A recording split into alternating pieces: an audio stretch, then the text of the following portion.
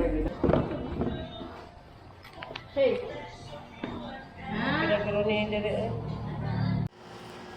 kumusta? This is your Simply Two-Wheeler and welcome back to my YouTube channel.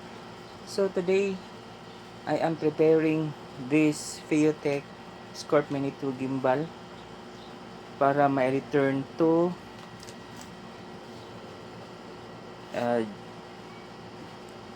JG Superstore sa Lazada dahil yung gimbal ko is sira na, and after 9 months sildam ko lang itong mga gamit at sira na yung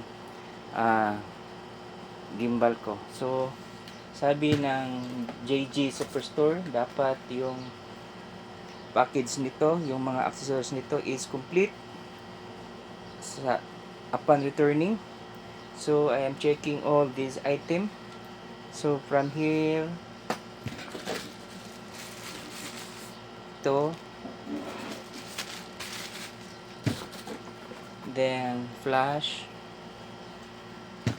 then Allen screw, then ito,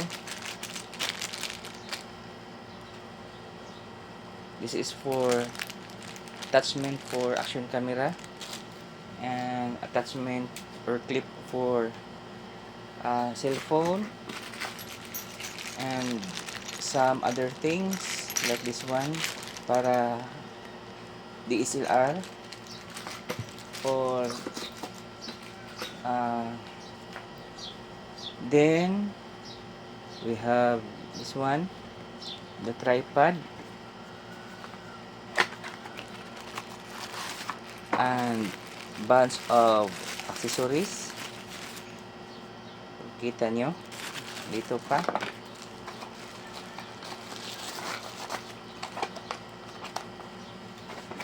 then this one,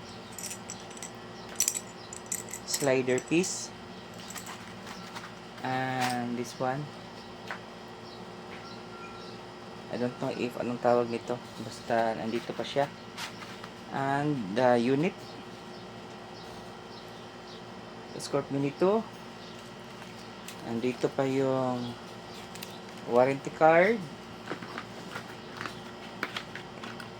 yung extension pole,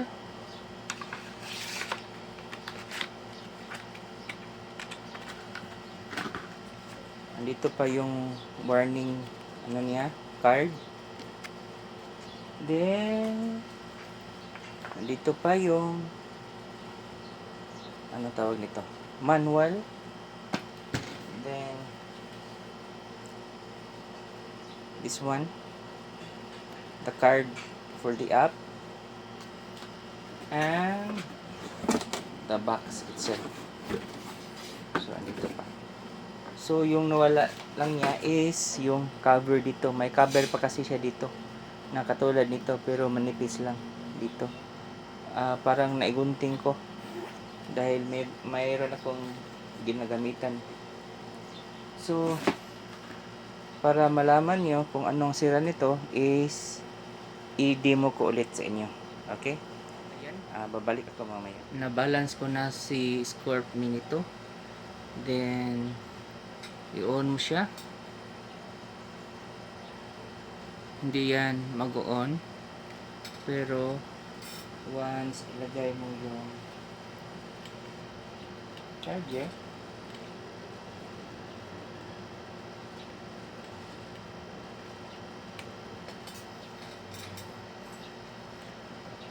mag-iilaw yung LCD,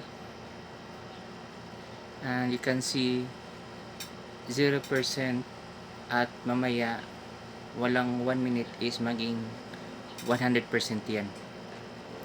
So as you can see, yung gimbal ko is isa sa mga requirements ng JG Superstore is dapat walang physical damage yung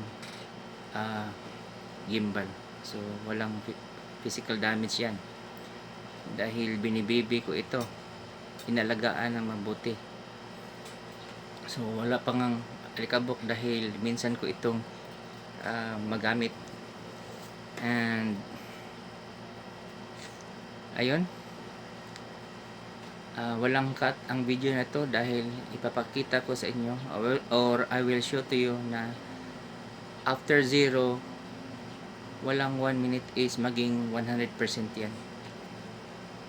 Walang 1%, 2%, 3%, 4%.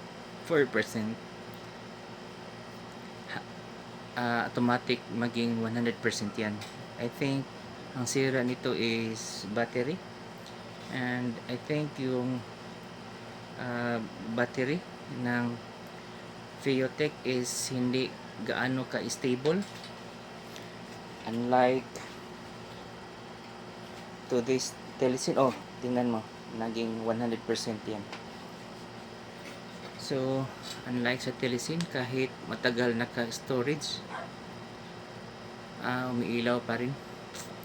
And the battery for Telesin is very stable din dahil I have a GoPro Hero 9 at dalawang GoPro original battery is lumulobo na, but the Telesin battery na ini-replace ko sa GoPro Hero 9 is still very good performance. So pakita ko yung GoPro Hero 9 ko, and the battery is Telesin na dahil yung GoPro Hero 9 na battery is lumulobo. So after now 100%, pwede mo na siya i-on.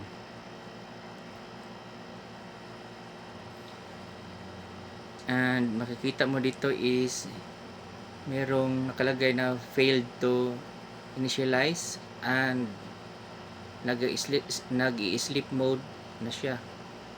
At makita mo yung battery indicator dito is not moving, it means 100% full charge. But once na-disconnect mo siya sa charger, mag-off siya, at once i-on mo, hindi na siya mag-power on. So thank you for watching, and this is your Simply Twitter. Don't forget to like, subscribe, and hit the notification bell para palagi kayong ma-update sa mga bagong videos ko na katulad nitong product review. Okay? Bye bye.